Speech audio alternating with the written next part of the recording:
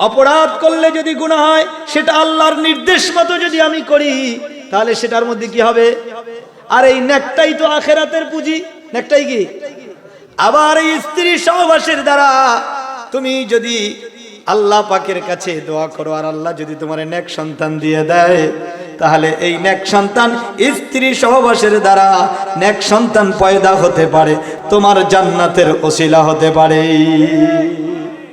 পারে কি না? আমি অবাক হয়ে গেলাম, স্ত্রী সহবাস করা এটা তো আমরা মনে করি এটা তো আমার কথার কথা দায়িত্ব অথবা আমার স্ত্রীর হক সবচেয়ে বেশি মনে করলে মনে করি স্ত্রীর হক। কিন্তু দেখেন তো কত নেয়ামতের মধ্যে রয়েছে। নবীজি আলাইহিস সালাম বললেন, সাহাবী তাহলে যদি স্ত্রী কারো না থাকে সে তো গুনার মধ্যে লিপ্ত হবে, জিনা ব্যভিচারে লিপ্ত হবে, লজ্জাস্থানকে অপত্রে ব্যবহার করবে, গুনার কাজের মধ্যে লিপ্ত হবে। স্ত্রীর সাথে সহবাস করার দ্বারা বৈধ পন্থায় আল্লাহর নির্দেশ মোতাবেক, কারণ আল্লাহ পাক বলেছেন ফানকিহু মা তাবা লাকুম মিনান নিসাই মাসনা ওয়া সুলাসা ওয়া রুবা। আদেশটা যেহেতু আল্লাহ পাক করেছেন, আল্লাহর নির্দেশ মতো যদি কেউ বিবাহ করে, বৈধ পন্থায় স্ত্রী সহবাস করে, তাহলে তো নেক আমল হবে, নেককার সন্তান হবে। আর এটা কেমন সন্তান? নেককার সন্তান হবে স্ত্রীর কাছে গেলে, আর এটাই তোমার আখিরাতের পুঁজি হবে। এই নেককার সন্তান হাফিজ কোরআন বানাইলে, এই নেককার সন্তান দিনদার বানাইলে, নেককার সন্তান আলেম বানাইলে, নেককার সন্তান পরহেজগার বানাইলে তোমার আখিরাতে বহুত বড় পুঁজি হয়ে যাবে। বুখারী শরীফের হাদিস এসেছে, আন আবি হুরায়রা রাদিয়াল্লাহু তাআলা আনহু قال ইযা মাতাল ইনসান ইনকাতা আনহু আমালুহু ইল্লা মিন সালাস। নবীজি ফরমান, যখন কোনো মানুষ মারা যায় তখন তার সমস্ত নেক আমলগুলো বন্ধ হয়ে যায়। কি আমল বন্ধ হয়ে যায়? মানুষ মারা যাওয়ার পরে আর নেক আমল করতে পারে না, মারা যাওয়ার পরে আর নামাজ পড়তে পারে না, রোজা রাখতে পারে না, দান করতে পারে না, সুবহানাল্লাহর তাসবিহ পড়তে পারে না। পারে নাকি? মানুষ যখন মারা যায় সমস্ত আমল বন্ধ হয়ে যায় ইল্লা মিন সালাস। তিনটা আমল অবশিষ্ট থাকে, তিনটা আমল বাকি থাকে।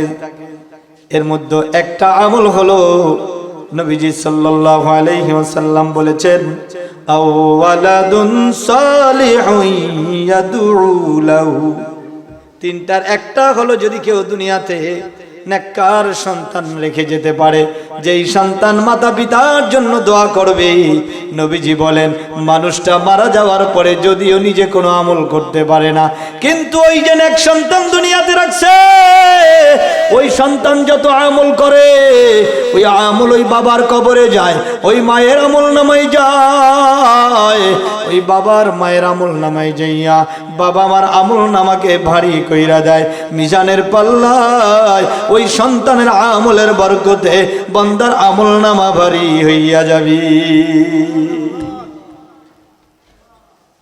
হাদিস শরীফে নবীজি বলেন, এমন কিছু মানুষ আছে যারা মারা গেলে এই সময় মারা যাওয়ার মুহূর্তে তার যত নেক আমল, এই নেক আমল যদি ওজন করা হয় তাহলে তার নেক আমলের চেয়ে বদ আমল বেশি হয়। এই মুহূর্তে ওজন করলে বদ আমল বেশি, নেক আমল কম। দীর্ঘ বছর কবর জগতে থাকার পরে দুনিয়াতে যে নেক সন্তান রাইখা যায়, ওই নেক সন্তানের আমল নামা থেকে নেক বাবা মায়ের কবরে যাইতে থাকে। যাইতে যাইতে যেদিন কিয়ামতের ময়দানে ওই লোকটা উঠবে আর তার আমল নামা ওজন দেওয়া হবে, তখন দেখা যাবে ওই আমল নামাটা নেকের পাল্লা ভারী হয়ে গেছে। কথা কি বুঝছেন আপনারা? যখন মারা গেছে তখন ওজন দিলে নেকের পাল্লা হালকা হতো। দীর্ঘ বছর কবরে থাকার পরে সন্তানদের নেক আমল যাইতে যাইতে এবার বাবার নেক আমল ভারী হয়ে গেছে, অ্যাকাউন্টে টাকা বাইরে গেছে। এই জন্য নেক আমল হয়, সন্তান নেক আমল করলে সেটাও পায়, আর সন্তান জন্ম হয় স্ত্রী সহবাস করলে। সুতরাং ওইখানেও আল্লাহর রাসূল বলেছেন, ওয়াকাদ্দিমু লিআনফুসিকুম খবরদার বান্দা, শুধুমাত্র চাহিদা পূরণ করার জন্য করবা না, চাহিদা পূরণ করার জন্য স্ত্রীর কাছে যাইবা না, বরঞ্চ নেক সন্তানের আশা নিয়ে স্ত্রীর কাছে যাইবা। আল্লাহ যদি নেক সন্তান দেয় তাহলে তোমার বহুত বড় উপকার হয়ে যাবে। দুরফশানি নেক দরিয়া, दुर्फशानी नेक तरीक़त हमको दरिया कर दिया, दिल को रोशन कर दिया, आँखों को बीना कर दिया।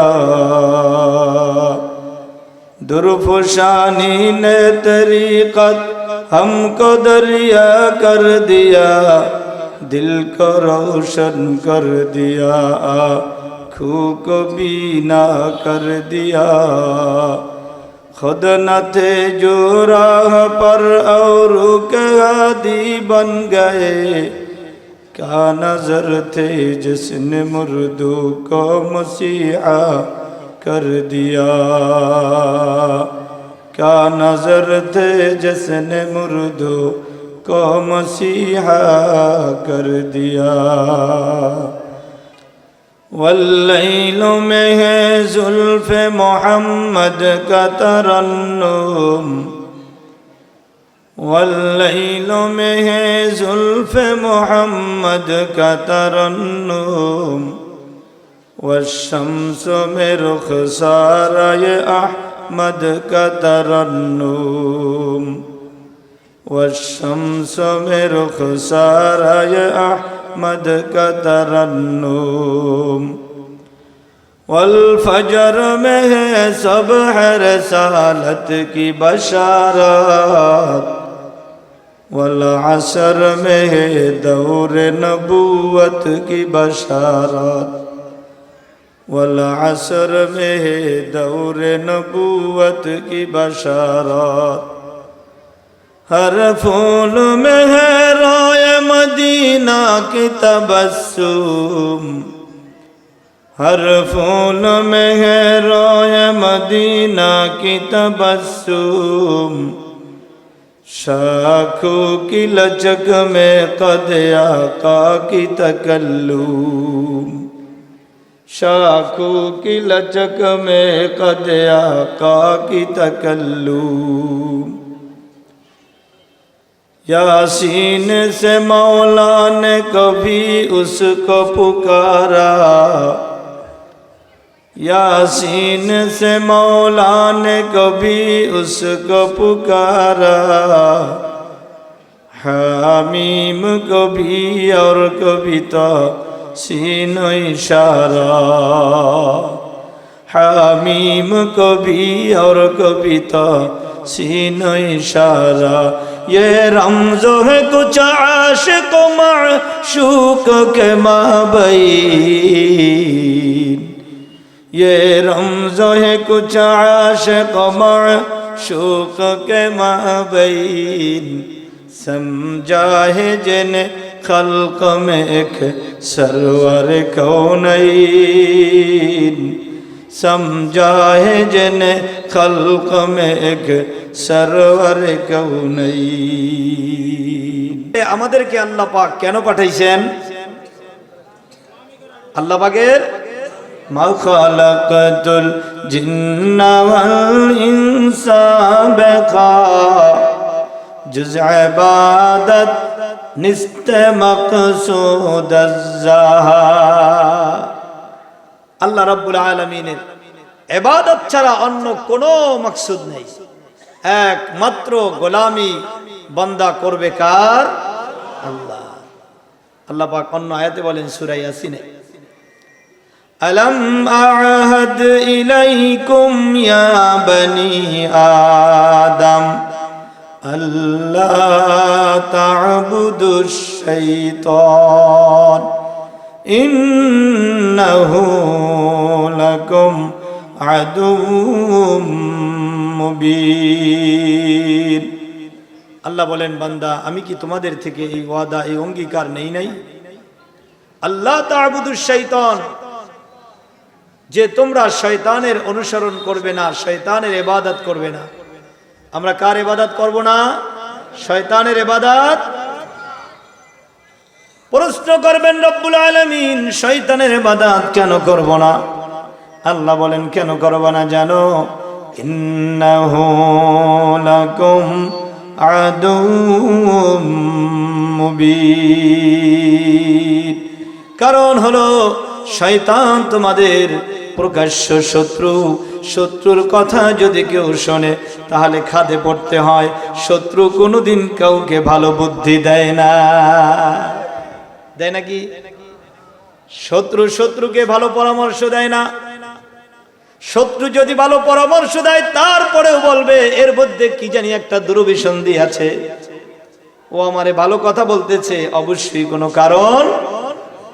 আল্লাহ পাক বললেন শোনো বান্দা, ইবাদত করবা, শয়তানের ইবাদত করবা না।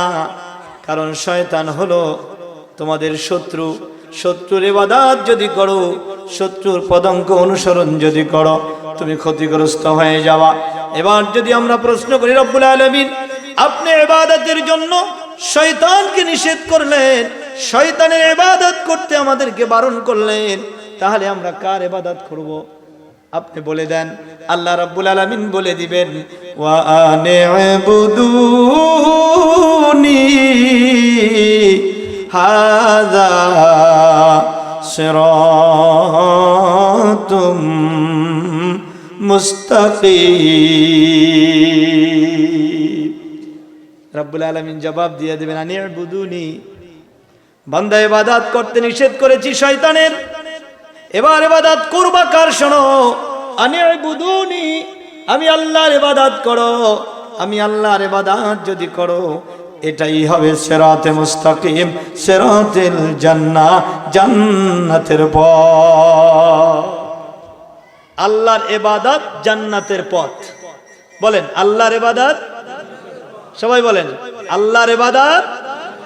সবাই আমরা জান্নাতে যেতে চাই, তো জান্নাতে যেতে চাইলে পথ লাগবে কোনটা? জান্নাতের পথ লাগবে। জাহান্নামের পথে চইলা জান্নাতে যাওয়া যাবে? জান্নাতের পথ কোনটা? ইবাদত আল্লাহর। আল্লাহর ইবাদত যদি কেউ করে, ওটাই জান্নাতের পথ। তো আমাদেরকে জান্নাতের পথ দেখিয়েছেন কে? আরো জোরে বলেন কে? আল্লাহ পাক আমাদেরকে জান্নাতে যাওয়ার পথ বলে দিয়েছেন। বান্দা আমার ইবাদত করবা, ঠিক আছে। এবার বান্দা যখন ইবাদত করবে আল্লাহর, কোনো গায়রুল্লাহর ইবাদত করবে না।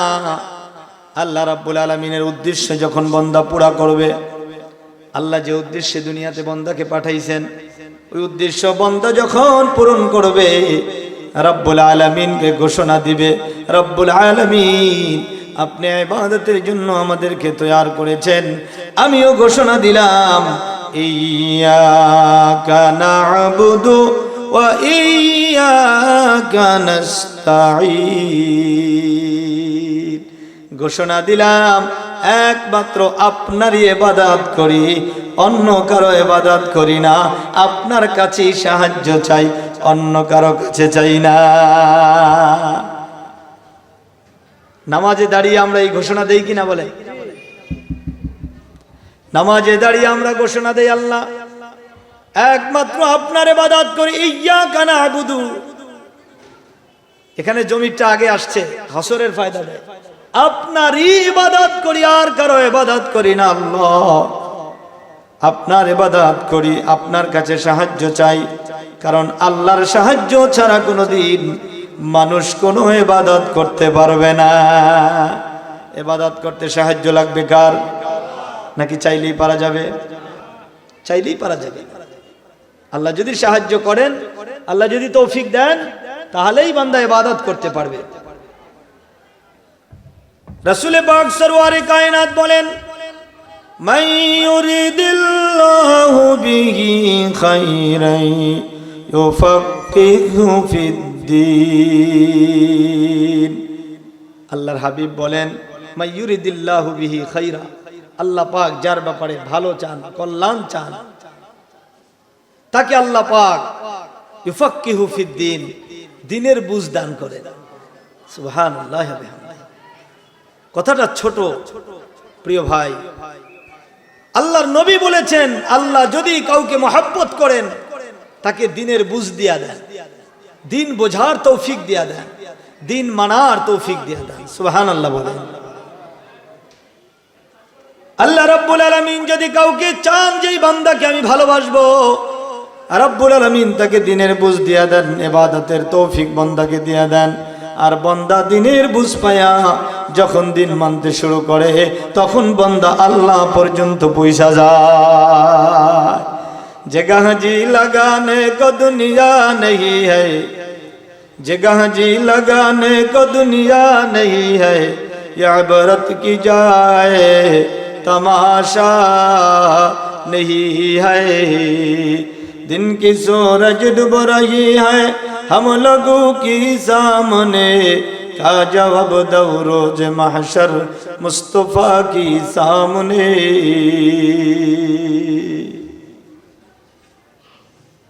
দুনিয়াতে তো আমরা আল্লাহ পাকের ইবাদত ছাইরা কতজন যে কত দিকে চলছি, আল্লাহর ওলি আমাদেরকে স্মরণ করায় দেয়, क्या जवाब दो रोज महशर मुस्तफा की सामने, क्या जवाब दो रोज महशर अल्लाह की सामने। দুনিয়াতে তো চলছো, আল্লাহর সামনে কি জবাব দিবা? আমার প্রিয় ভাইরা, আল্লাহ পাকের ইবাদত বন্দেগী করার জন্য আমরা তো তৈয়ার জবান থেকে সবাই আওয়াজ করে তো বারবার এই ঘোষণা আমরা বহুবার দিয়েছি যে আমরা আল্লাহর ইবাদত করতে চাই, কিন্তু বাস্তবে বাস্তব জীবনে আমরা কি আল্লাহর ইবাদত করতে পারতেছি?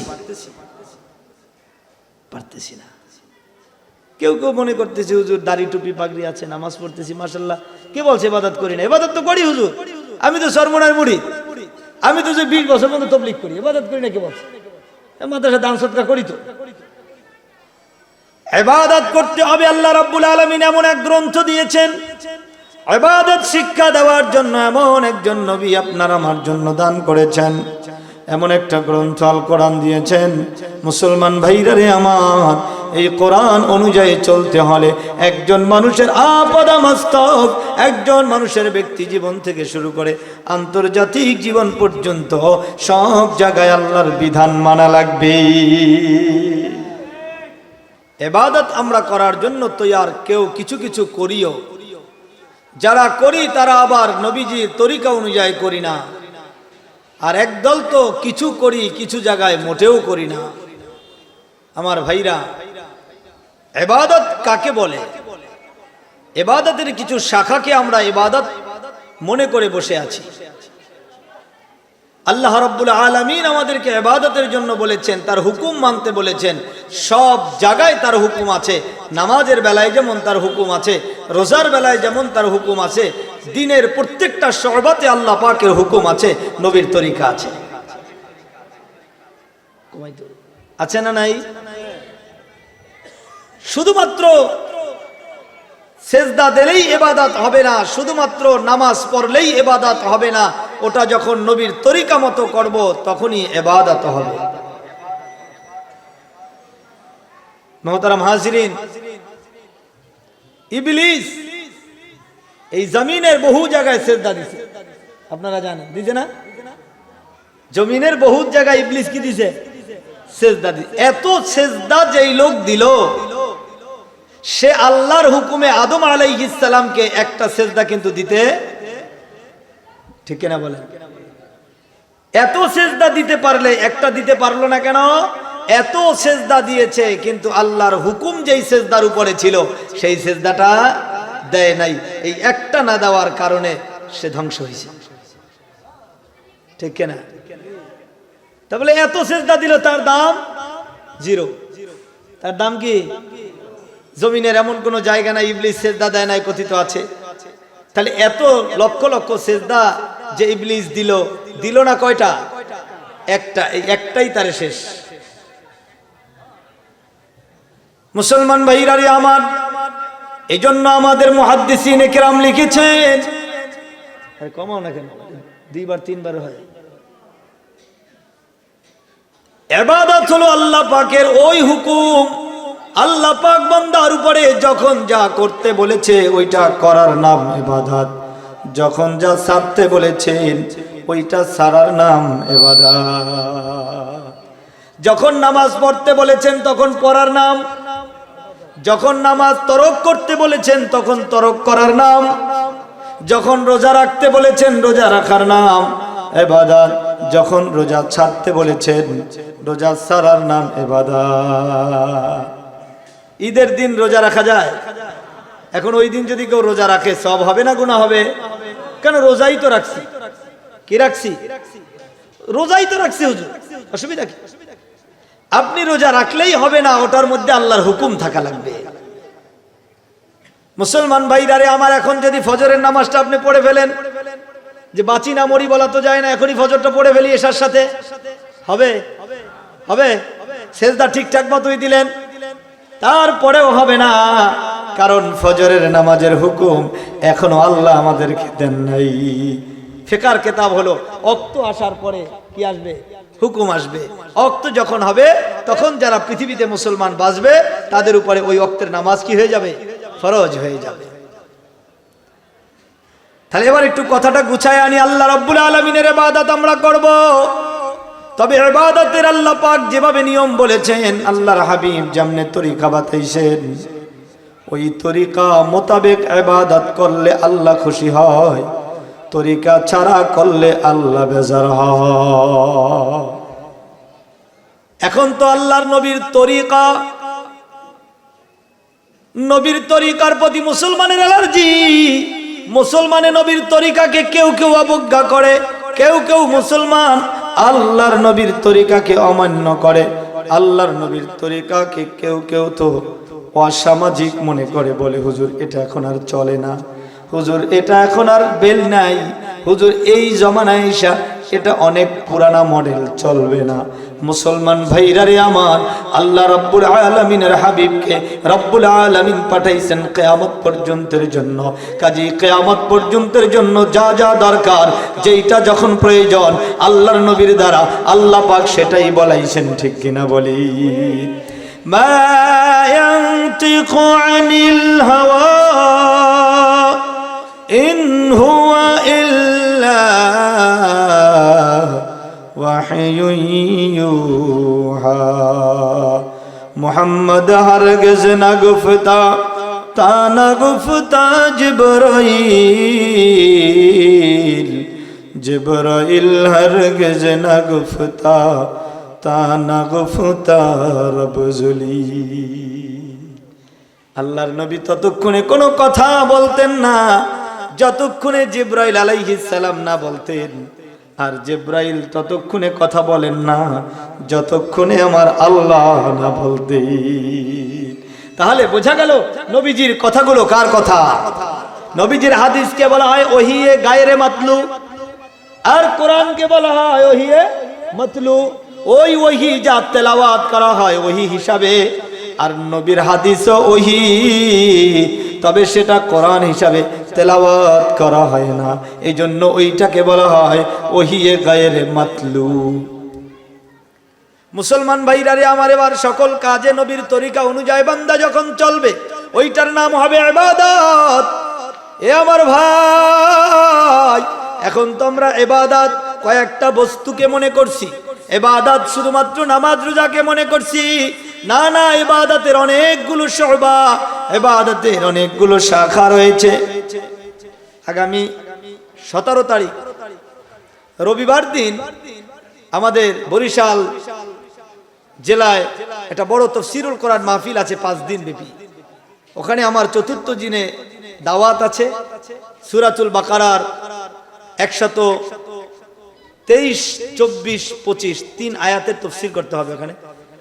তো যেহেতু ধারাবাহিক তাফসীর আমাদেরকে আগেই বলে দিয়েছে, আমাদের ওদিকের নিয়ম হলো ধারাবাহিকভাবে আমার পরে যিনি আলোচনা করবেন উনি আবার 26 থেকে করবেন, পরের দিন যিনি করবেন উনি আবার কথার কথা 31 থেকে 35 করবেন, তারপরে যিনি করবেন 36 থেকে 40 করবেন।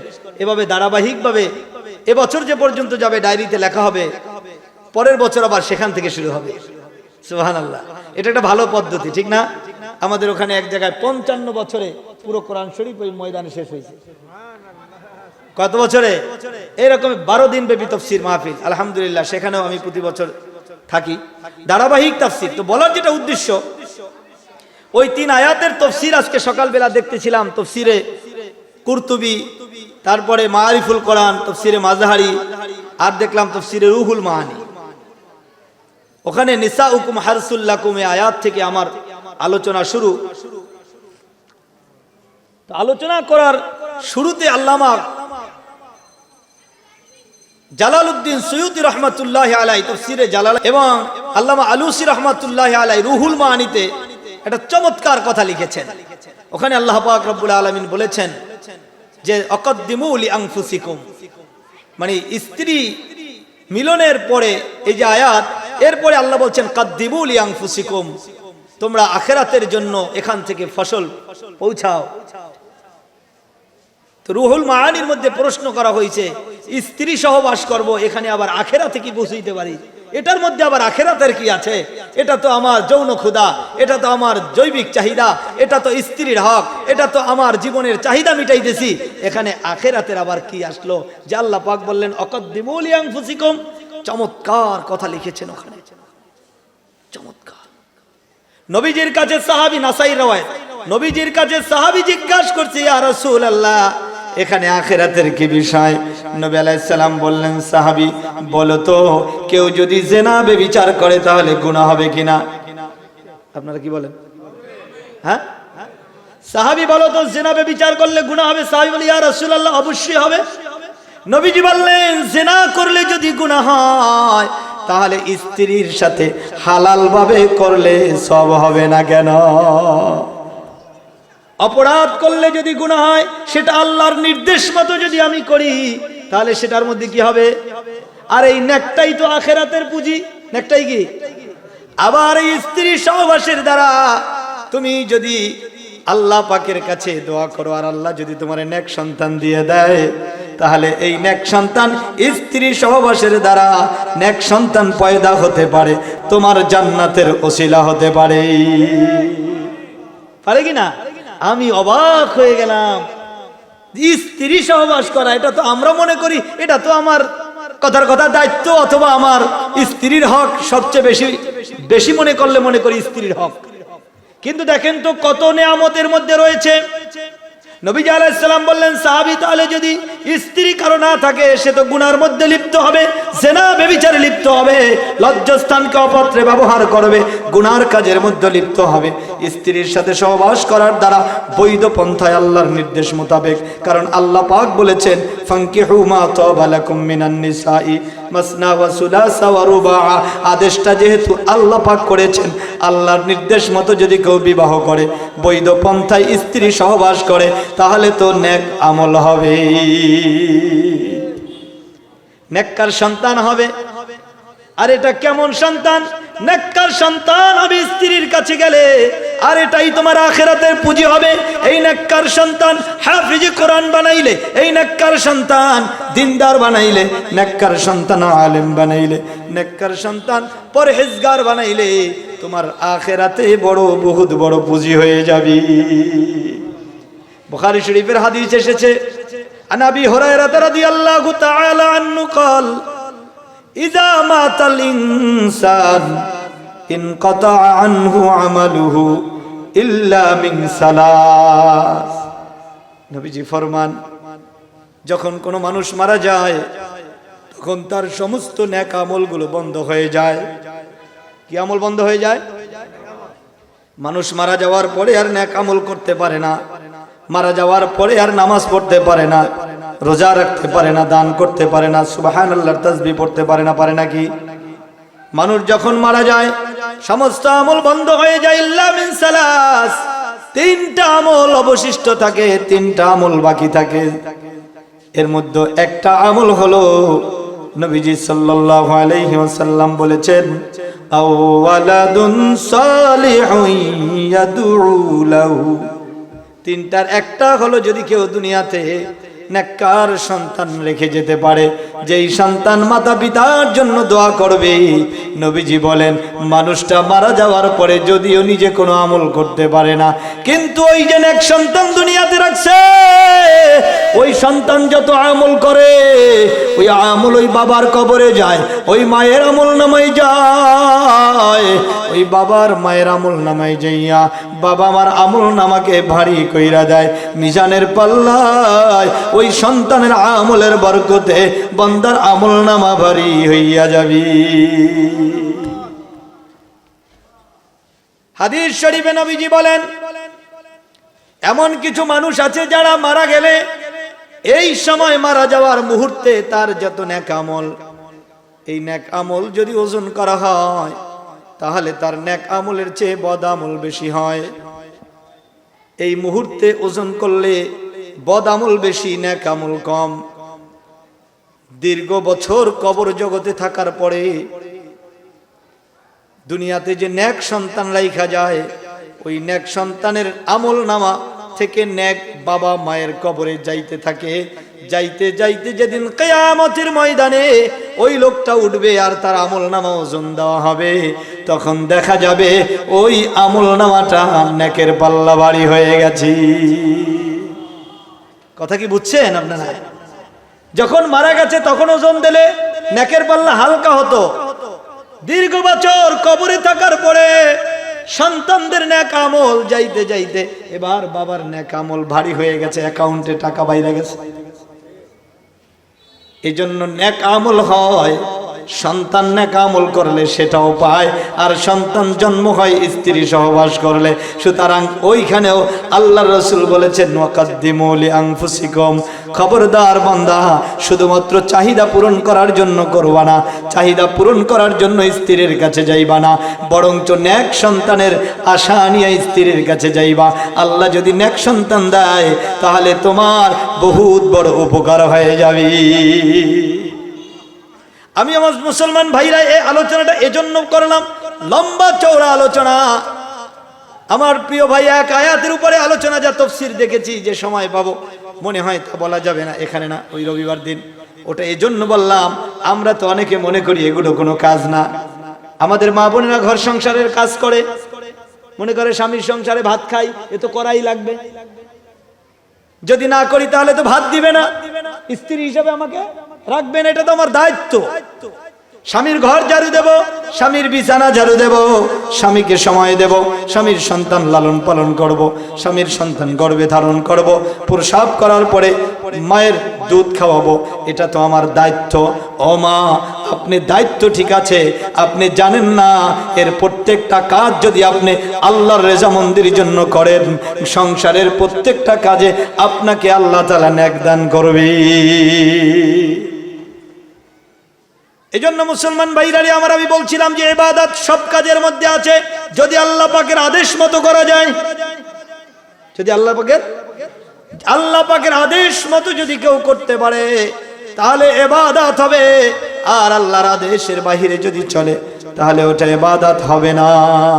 এজন্য সব কাজের মধ্যে ইবাদত।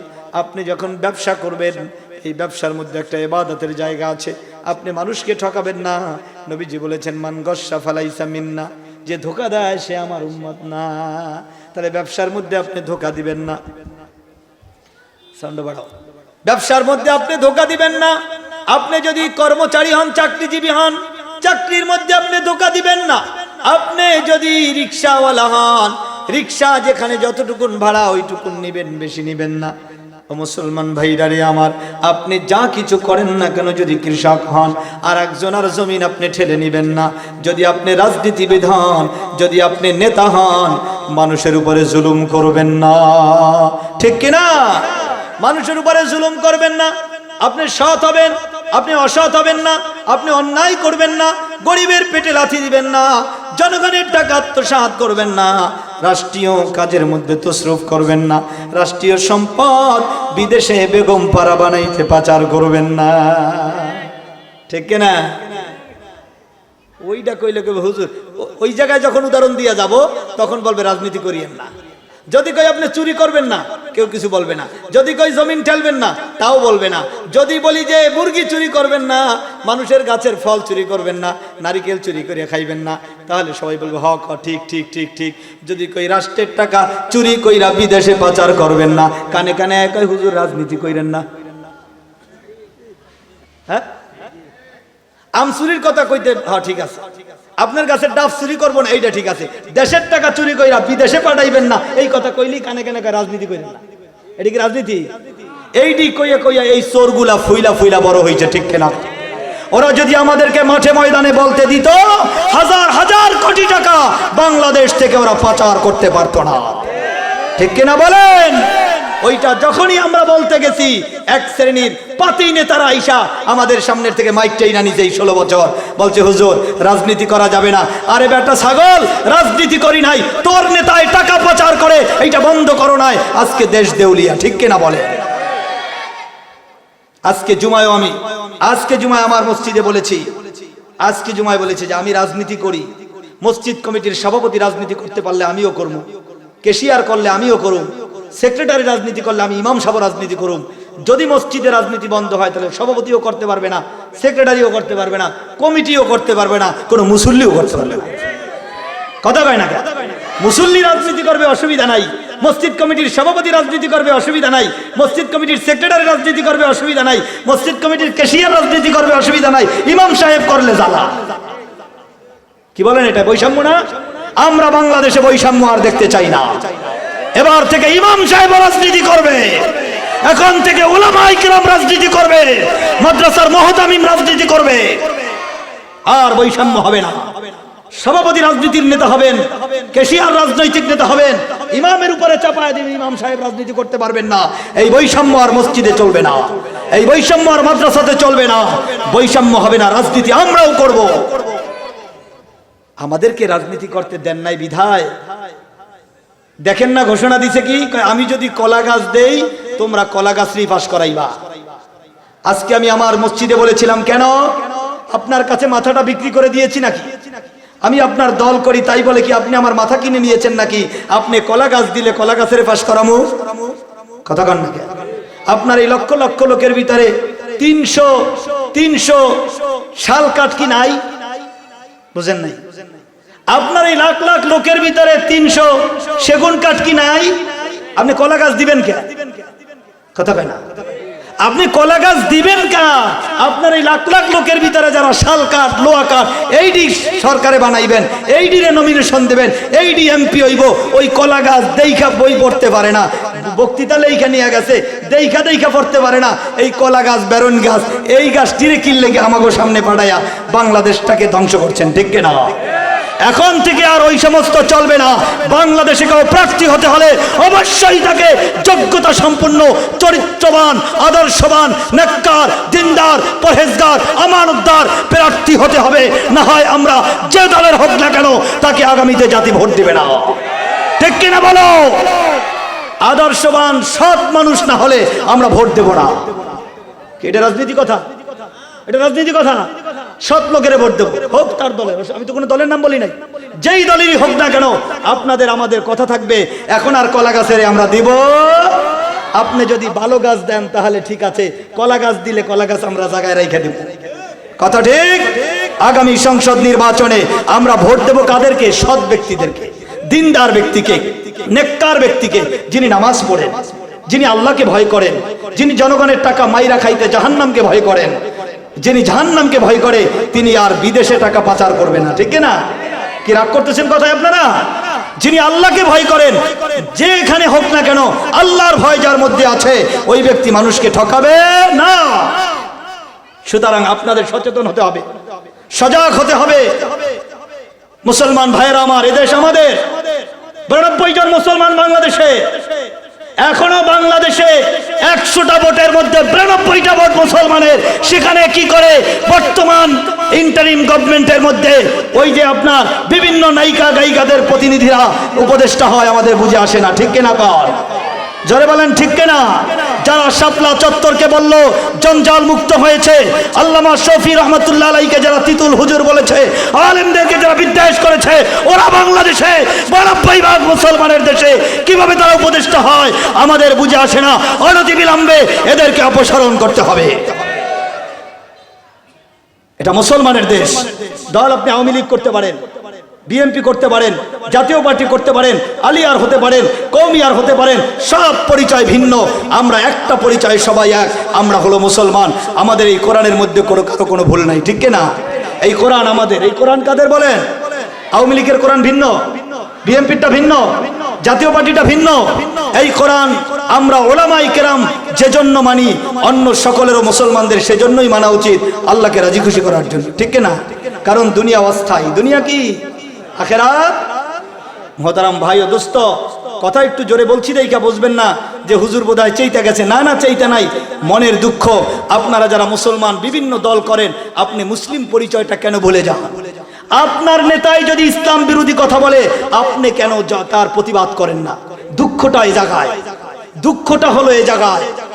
যাই সরকারি শাসন আমলে আসুক না কেন, যে আসুক, আমি তো বলি নাই কে আসবে, যে আসুক, তার কোনো নেতার বক্তব্য যদি কোরআন হাদিসের বিরুদ্ধে হয়, অপর কর্মীরা, তার দলের কর্মীরাই বিরোধিতা করা উচিত। যে নেতা আপনার এই কথাটা তো ইসলাম বিরোধী, আপনি উড্ড করেন, আমি মুসলমান, ঠিক না? কিন্তু আমরা দল করতে গিয়া ইসলাম ছেড়ে দিয়েছি। ইসলামের বিরুদ্ধে আইন হচ্ছে রাষ্ট্রে, তারপরেও দলীয় লোকেরা কথা বলে না। আমরা হুজুররা বললে আমাকে মাইক টেনে লইয়া যায়, কই তারবেন না। হেও মুসলমান, কোন কাফের নিলে দুঃখ ছিল না, বেঈমানে নিলে দুঃখ ছিল না, ইহুদি নিলে দুঃখ ছিল না, নাস্তিক নিলে দুঃখ ছিল না। 5 ওয়াক্ত নামাজ পড়া মুসলমান যখন দেখি সত্য কথা বলার পরে আমাদেরকে মৌলবাদ বলে, আমাদেরকে রাজাকার বলে, আমাদেরকে ভিন্ন কথা বলে, তখন আমাদের কলজা ছিঁড়ে যায়। তুমিও না মুসলমান? ভয় দেখায়। হুজুররা ক্ষমতায় গেলে তাহলে আটকাচ্ছে হালাই, ভয় দেখায়। হুজুররা ক্ষমতায় গেলে সমস্যা হইব, হুজুররা ক্ষমতায় গেলে আকাম কুকাম আর করণ যাইব না, হুজুররা ক্ষমতায় গেলে এই মদ গাজা আর রাখবো না, হুজুররা ক্ষমতায় গেলে হিন্দুদের পূজা যাইব গা। কোরআনের প্রতি ভয় দেখায়। আল্লাহ পাক বলেছেন, হে নবী, তাহা মা আনজালনা আলাইকাল কুরআন লিতাশকা, কোরআনকে কষ্টের জন্য পাঠাই নাই, কোরআন মানুষের জন্য কষ্ট না। ইন্নামা আল উসরি ইউসরা, কোরআন তো সহজ। কোরআন কি? সহজ। কোরআনের ভাষাও সহজ, কোরআন মানাও খুব সহজ। সহজটা না মেনে কঠিনটা মেনে মেনে আমরা বিপদগ্রস্ত হয়েছি। মোহতারাম ভাই ও দোস্ত, কথা আমি শেষ করে দিব। আজকে জুমায়ও বলেছিলাম, যুবকদেরকে উদ্দেশ্য করে, যুবকেরা যেখানে মাহফিলে যায় সেখানেই যুবকরা অভিযোগ করে, হুজুর কি অভিযোগ? হুজুর ঘরে শান্তি নাই, দোয়া করেন, স্ত্রীর সাথে মিল নাই।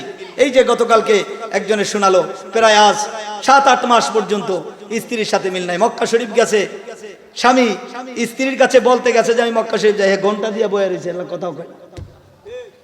হায় হায় হায় হায়, কেন? কারণ হলো তোমরা আল্লাহর কোরআন ওই বিবাহের ক্ষেত্রে মানো নাই, এজন্য অশান্তি লাগছে। এই মেয়ে বিবাহের আগে 3 বছর তোমার সাথে মোবাইলে কথা বলছে। 3 বছর যেই মেয়েটা বাবা মারে ফাঁকি দিয়া মোবাইলে আর একটা ছেলের সাথে অপরিচিত তার সাথে কথা বলে, এই মেয়েটার চরিত্র ভালো না খারাপ? জোরে বলেন। যেই মেয়েটা মাকে ফাঁকি দিয়া, বাবাকে ফাঁকি দিয়া, ভাইকে ফাঁকি দিয়া কুমিল্লা ক্যান্টনমেন্ট ঘুরতে যায় অপর একটা ছেলের সাথে, ওই মেয়েটা কি ভালো না খারাপ? এই দুশ্চরিত্রা মেয়েটাকে বিবাহ করে তুমি শান্তি পাবা কিভাবে? আমাকে জবাব দাও। তুমি তো মনে করছো প্রেম প্রীতি কইরা বিয়া করছি, খুব ভালোবাসি আমাকে। না না, তোমার বোঝা উচিত ছিল যেই মেয়েটা চরিত্র নষ্ট করে দিনের পরে দিন, রাতের পরে রাত আমার সাথে মোবাইলে গল্প করলো, এই মেয়েটা তো আসলে কোনো ভালো মেয়ে নয়। তাহলে এই মেয়েকে বিবাহ করার পরে আমি কিভাবে শান্তি পাবো? ওর মধ্যে তো আল্লাহর ভয় নাই। অথচ নবীজি বলছিলেন ফাসফার বিজাতিদ দ্বীন। কথা অন্যদিকে চলে যাচ্ছে। এজন্য আমি আপনাদেরকে আমার মোলাক্কাস কথা বুঝাইতে চাই, এটা আল্লাহর দিন। আপনি যেখানে মানবেন সেখানে শান্তি পাবেন, যে জায়গার থেকে মানবেন না সেখানেই অশান্তি। কথা পরিষ্কার। শুধু রাষ্ট্রে না, আল্লাহর দিন যদি আপনার জীবনে মানেন, আপনার জীবন সুন্দর। ঘরে যদি মানেন, ঘর সুন্দর। সমাজে যদি মানেন, সমাজ সুন্দর। রাষ্ট্রে যদি মানেন, রাষ্ট্র সুন্দর। যেখানে যেখানে মানবেন না সেখানে সেখানে অশান্তি হবে। একথা আমি বলি নাই, আল্লাহ বলেছেন। মান আমিলা সালিহাম মিন যাকারিন আও উনসা ওয়া হুয়া মুমিন ফালানুহইয়ান্নাহু হায়াতান তাইয়্যিবা। গলামলা টাইনা লয়ে যায়। মাস্টার কি বাড়ানো নাকি? মাস্টার কমায় দেয়। আরে ভাই খাইছে তো, সাউন্ড কম হোক অসুবিধা নাই। আল্লাহ রাব্বুল আলামিন বললেন, মান আমিলা সালিহা, যে ব্যক্তি নেক আমল করবে, অহুয়া মুমিন, সে মুমিন হবে, মিন যাকারিন নাও উনসা, চাই সে নারী হোক চাই পুরুষ হোক, নারী হোক পুরুষ হোক, যে নেক আমল করবে। রব্বুল আলামিন বলেন, ফালানুহিয়ান্নাহু হায়াতান তাইয়্যিবা, আমি আল্লাহ তাকে দুনিয়ার জীবনে সুন্দর একটা জীবন ব্যবস্থা দান করব।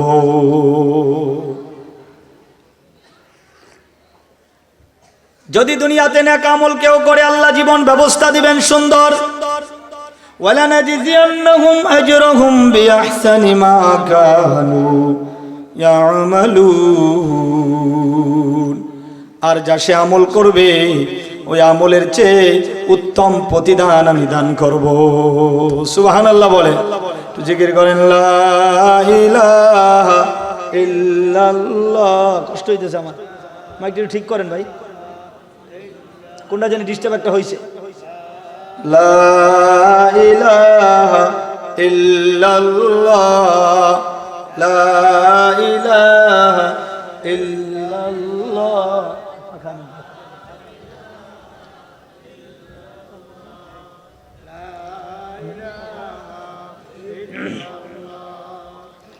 লা ইলাহা ইল্লাল্লাহ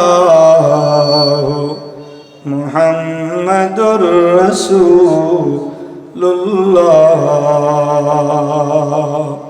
প্রিয় ভাইরা আমার, যেহেতু স্বল্প সময়, আমি অনেকগুলো উদাহরণ দিয়ে আপনাদেরকে একটা বিষয় বুঝাইতে চাইলাম, কারণ এক একজনের ওয়াজের তরিকা এক এক রকম, এক একজনের বয়ানের সিস্টেম এক এক রকম।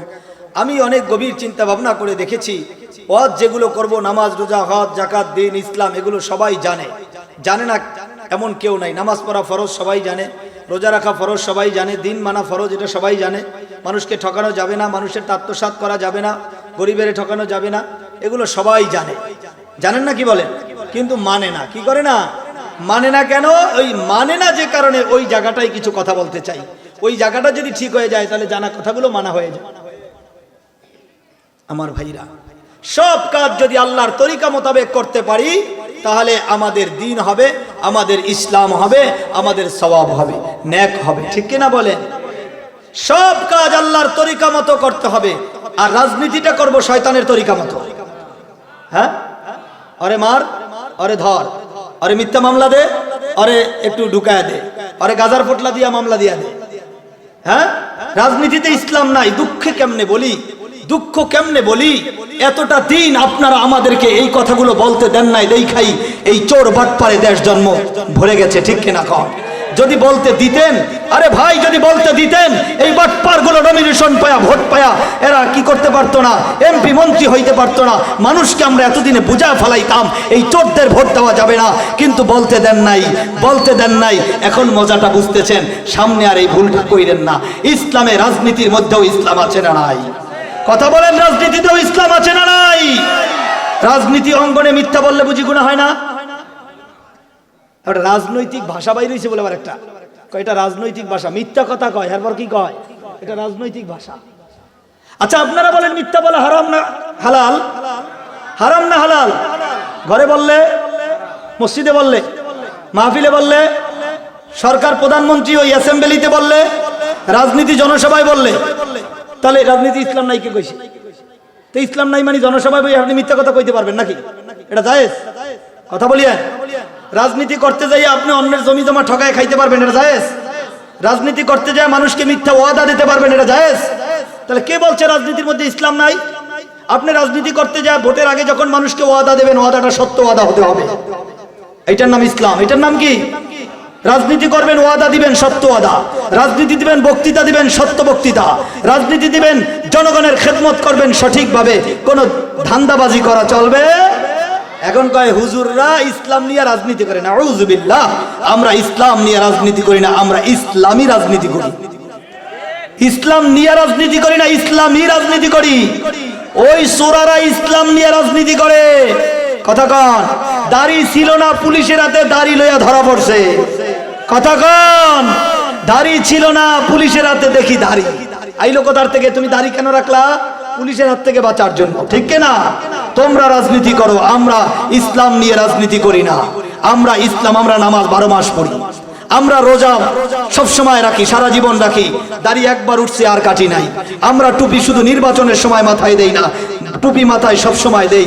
আমরা পাগড়ি সব সময় পরি, আমরা দিন সব সময় মানি, আমরা সব সময় সত্য কথা বলি, আমরা সব সময় মানুষের কল্যাণ কামনা করি। তোমরা যারা চোর বাটপার, নির্বাচন আসলে মাথায় টুপি দিয়া পাঞ্জাবি দিয়া মানুষকে মিথ্যা আশ্বাস দাও, রাজনীতি ইসলাম নিয়ে আমরা করি না, তোমরা ইসলাম নিয়ে রাজনীতি করো, ঠিক কিনা বলেন? প্রিয় ভাইরা আমার, চোর বলে চোর যায়, চোর যায়, চোর যায়, নিজে চোর, আবার কি বলে জনগণের ভিড়ের মধ্যে পড়লে বলে চোর যায়, চোর যায়, মানে বাঁচার জন্য। সামনের থেকে সতর্ক থাকতে হবে। নেককার, আদর্শবান, দিনদার, সিজনাল ধর্ম ব্যবসায়ী যারা, তাদেরকে আমরা আর সামনে কোথাও দেখতে চাই না, ঠিক কিনা? আমরা চাই এ বাংলাদেশ সুন্দর, আমরা চাই আমার সমাজ সুন্দর, আমরা চাই আমার ব্যক্তি সুন্দর, আমরা চাই সোনার বাংলা নয়, রূপার বাংলা নয়, ডিজিটাল বাংলা নয়, আমরা চাই ইসলামের বাংলা, ঠিক কিনা বলেন? আপনারা কি ইসলামের বাংলা চান না? কারা কারা চান? নারায়ে তাকবীর। আমরা চাই ইসলামের বাংলা, যে বাংলায় কোনো বৈষম্য থাকবে না, যে বাংলায় মানুষ নিরাপদে থাকবে, যে বাংলায় কোনো অশান্তি হবে না, যে বাংলায় কোনো পাপ হবে না, যে বাংলায় জেনা ব্যভিচার রাষ্ট্রীয় মদত পাবে না, যে বাংলায় টাকা পাচার রাষ্ট্রীয় মদত পাবে না, এমন একটা সোনার বাংলা আমরা চাই। আল্লাহ তৌফিক দান করে, আমিন বলেন। প্রিয় ভাই সব, মাদ্রাসার মাহফিল, এই সোনার বাংলা গড়তে হলে সোনার মানুষ গড়তে হবে আগে। সোনার বাংলা গড়তে হলে সোনার মানুষ আগে গড়তে হবে। এই সোনার মানুষ গড়া হয় এই মাদ্রাসাগুলোয়, ঠিক না? এই মাদ্রাসা হলো সোনার মানুষ গড়ার কারখানা। আমাদের ছোট্টবেলা থেকে ওস্তাদরা শিখাইছেন, বাবারে আরেকজনেরটা ধরা যাবে না, আরেকজনের গামছাটা ব্যবহার করা যাবে না, আরেকজনের ছাত্র জমানায় বোতলে পানি আইন না রাখতো বলা, মানে হুজুররা আমাদেরকে বুঝাইতো আরেকজনের পানি খাওয়ান যাইব না। যেই বাচ্চাটা ছোটবেলা থেকে পাশের সিটওয়ালার পানি খাওয়াকে হারাম মনে করে, পাশের সিটওয়ালার গামছাটা না বলে ব্যবহার করাটাকে হারাম মনে করে, এমন মানুষগুলো ভবিষ্যতেও কোনোদিন চোর হতে পারে না। মুসলমান ভাইরারে আমার, এই জন্য আমি আমার কথা, এই চ্যাপ্টারটা এখানে সমাপ্ত দিতে চাই। সব কথার এক কথা হলো, আমি ইসলামকে যেখানে মানব সেখানে আল্লাহ আমাকে শান্তি দান করবেন, যেখানে ইসলাম মানব না সেখানে শান্তি হবে না। ইসলাম তো আমার না, ইসলাম তো আপনাদেরও, ইসলাম তো আমাদের সবার, ঠিক কিনা? সুতরাং আমাদের ইসলাম শান্তির ইসলাম, যে মানবে সে শান্তি পাবে। এমনকি কাফের বেঈমানও যদি আমাদের ইসলামের ছায়াতলে আসে, আল্লাহ পাক তাদের পিছনের সব গুনাহ মাফ করে দিয়ে শান্তির সুবাতাসে আল্লাহ তাদেরকেও ভরে দিবেন, ঠিক না? মুসলমান ভাইরা আমার, এই জন্য আল্লাহ পাক বললেন, কদ আফলাহাল মুমিনুন, যারা মুমিন হবে তারা সফল কাম, যারা মুমিন হবে তারা সফল কাম, মুমিন যারা হবে তারা সফলতা অর্জন করবে। যারা মুমিন হতে পারবে না, দুনিয়াতে যত টাকা পয়সা হোক না কেন, ওই মানুষগুলো সফল কাম হতে পারবে না। সফল কাম হওয়ার জন্য ঈমান বড় জরুরি বিষয়। এই জন্য আসুন আমরা ঈমান শিখি, দ্বীন ইসলাম শিখি, ঈমানদার হওয়ার চেষ্টা করি। পৃথিবীতে ইজ্জত কে না চায়, সম্মান কে না চায়? সবাই ইজ্জত চায়, সবাই সম্মান চায়। আল্লাহ কি বললেন কোরআনে? আমি তো আয়াত পড়ে পড়ে আপনাদেরকে শোনাচ্ছি। আল্লাহ কোরআন শরীফে বললেন, ওয়ালিল্লাহিল ইজ্জাতু ওয়া লিরাসূলিহি ওয়া লিল মুমিনিন। আল্লাহ বলেন ইজ্জত হলো আল্লাহর জন্য, ইজ্জত হলো নবীর জন্য, আর ইজ্জত হলো মুমিনদের জন্য। এখন মুমিনই তো হতে পারি নাই, মুমিন হতে পারি নাই, এজন্য ইজ্জত পাই না। আমার শায়খ মুর্শিদ চরমনের আল্লাহর কুতুব বলতেন, কারো কারো টাকার, কারো কারো ইমানের দাম 10 টাকা, কারো কারো ইমানের দাম 50, 100 টাকা, 500 টাকা, 1000 টাকা, কারো কারো ইমানের কোনো দাম নাই। ব্যাখ্যা দিয়া বুঝাইতেন, রাস্তা দিয়ে হাইটা যাইতেছি, 10 টাকার একটা নোট পড়ে আছে, বলে ভাই এই টাকা 10 টাকার, টাকা 10 টাকার, বারবার ওই টাকার এলান করে, তার মানে উনি এই টাকাটা নিবে না, টাকাটাকে হারাম মনে করছে। এই লোকটা সামনে গিয়া যখন 100 টাকার একটা নোট পায়, তখন আর চুপচাপ পকেটে ঢুকায়া ফেলায়। হুজুর বলতেন ওর ইমানের দাম হইল 10 টাকা, কারণ 10 পর্যন্ত ও বাচ্চা থাকতে পারছে, 100 পাইয়া ভুলে গেছে। কেউ আবার 100 পাইলে দিয়া দেয়, 500 পাইলে দেয় না। কেউ আবার 500 পাইলেও দিয়া দেয়, 5000 পাইলে দেয় না। আর কোন ইমানদার আছে 5 কোটি পাইলেও লয় না, ঠিক কিনা? মুসলমান ভাইরা, ইমানদার তো পরিপূর্ণ হতেই পারি নাই। আল্লাহওয়ালাদের সোহবাতে আসছেন, মাদ্রাসার মাহফিলে আসছেন। ইমানদার কেমনে হওয়া যায়, নেক আমল কেমনে করা যায়, যে যে কাজটা করেন সেখানে আল্লাহর হুকুম কি আছে, নবীর তরিকা কি আছে। হ্যাঁ, আপনি যা করেন সেখানেই নবীর তরিকা আপনি পাবেন। আপনি ব্যবসা করলে সেখানেও নবীর তরিকা আছে, আপনি চাকরি করলেও নবীর তরিকা আছে, আপনি রাষ্ট্রের প্রধান হলেও তরিকা আছে। এই জন্য ভাইরা, হার কাজের মধ্যে আল্লাহর হাবিবের তরিকা মোতাবেক, আল্লাহর হুকুম মোতাবেক জিন্দেগিতে যদি চালাইতে পারেন, দেখবেন আল্লাহর ফজল ও করমে দুনিয়ার থেকে যাওয়ার পরে আল্লাহ পাকের বেহেশতে হাসতে হাসতে চলে যাইবে। এই অল্প কয়েকদিনের দুনিয়া একটু আল্লাহর হুকুম মতো চলাই লাগবে। বিবি চলে না, বিবিরেও চালান লাগবে। সন্তান চলে না, সন্তানেরও চালানো লাগবে। আর কি লাগবে? দুনিয়ার টাকা পয়সা যা কামাই করি, এই টাকা পয়সা আল্লাহর দ্বীনের পথে ব্যয় করা লাগবে। কারণ কিয়ামতের ময়দানে রব্বুল আলামিনের হাবিব বলেন, তিরমিজির হাদিস, আল্লাহর নবী বলেন, লা তাজালু কদমা ইবনে আদম, বনি আদমের কদম কিয়ামতের ময়দানে সামনে যাবে না, যতক্ষণ না পর্যন্ত তাকে 5টা প্রশ্ন করা না হয়। 1 নম্বরে ওয়ান হায়াতিহি ওয়ান উমরিহি ফিমা আফনাহু, তোমার হায়াত সম্পর্কে জিজ্ঞাসা করা হবে। ফিমা আফনাহু, কোন কাজে হায়াতকে ব্যয় করেছো। ওয়ান শাবাবিহি ফিমা আবলাহু, হায় হায় তোমার যৌবন নামক জীবনটাকে তুমি কোন কাজে ব্যয় করেছো। হায়াতে জিন্দেগির একটা বড় অংশ যৌবন, এই যৌবনকে কোন কাজে ব্যয় করেছো। যৌবন সম্পর্কে প্রশ্ন করা হবে। যুবক, টাকা পয়সা যৌবনে কামাই করতেছ, রং তামাশায় লিপ্ত হইছ, হায় হায় কত পরনারীর সাথে কুসম্পর্ক লাগাইছ, কত পরনারীর সাথে মোবাইলে সম্পর্ক লাগাইছ, বিবিকে ফাঁকি দিচ্ছ, বন্ধু বান্ধবকে ফাঁকি দিয়া কত অন্যায় করছ। সব ফাঁকি দিতে পারবা, কিন্তু আমার আল্লাহকে ফাঁকি দিতে পারবা না। যুবক ভাই রে, এজন্য জওয়ানিকে আল্লাহর হুকুমে চালানো লাগবে। দর জওয়ানি তওবা করদন সেওয়ে পয়গম্বরি, अख्ते पीरे गिर के जालिम शहद परहेज़गारी। जवानी कर फिदा उस पर कि जिसने दी जवानी को, किसी खाके पे मत कर अपने खाके जिंदगानी को। নিজের যৌবনকে, নিজের এই জওয়ানের শক্তিকে আল্লাহর পথে ব্যয় করা লাগবে। আল্লাহর পথে, ইসলামের পথে, দ্বীনের পথে, আলেমদের পক্ষে, কোরআনের পক্ষে, ইসলামের পক্ষে জওয়ানের যৌবনকে ব্যয় করা লাগবে, ঠিক কিনা গো? যৌবন ফুরায় গেলে তো আর ইবাদত করতে পারবে। কয়েকদিন আগে আমি একজনের মোটরসাইকেলে উঠছি, আমার এক মুসল্লি নওজোয়ান কাজ করে, জিপসামের কাজ করে, যে ডিজাইনের কাজ। তো বলতেছে, হুজুর একটু কাজ বেশি, জুয়ান বয়সে একটু দৌড়দৌড়ি করে 2টা পয়সা না কামাইলে বুড়া হয়ে গেলে তো আর পয়সা কামাইতে পারুম না, এই জন্য একটু বেশি দৌড়াই। আমি বললাম, সুযোগ তো একটা যায়, ওরে একখান নসিহাত করার মতো সুযোগ আমি পেয়ে গেছি। মোটর সাইকেলের পিছনে বেচারা উঠলাম, ভাড়া তো আর লাগবো না, অন্তত 50 টাকার ভাড়া বাঁচবো, 50 লাখ টাকা দামের একটা নসিহাত করে দিই। তাই বললাম, ভাই আমি একটা কথা বলি আপনাকে। বলে, বলেন। আপনি তো বললেন হুজুর জুয়ান বয়স, 2টা পয়সা না কামাইলে ভবিষ্যতে খামো কি? আমি আপনারে বলি, জুয়ান বয়স আল্লাহর ইবাদত না করলে বুড়া বয়সে কাজ করতে পারবে না। এখন এই জুয়ান বয়সেই সেজদা বেশি করে দেওয়ান লাগবো, জুয়ান বয়সেই ফরজ নামাজের পর তাহাজ্জুদ পড়ন লাগবো, জুয়ান বয়সেই দ্বীনের কাজ করন লাগবো। কারণ জুয়ানি চইলা গেলে বুড়া মানুষ চোখে দেখে না ফজরের নামাজে মসজিদে আসতে, কি ঠিক না? প্যারালাইজ ঘরে পয়রা রইছে, চাইলেও মাহফিলে আসতে।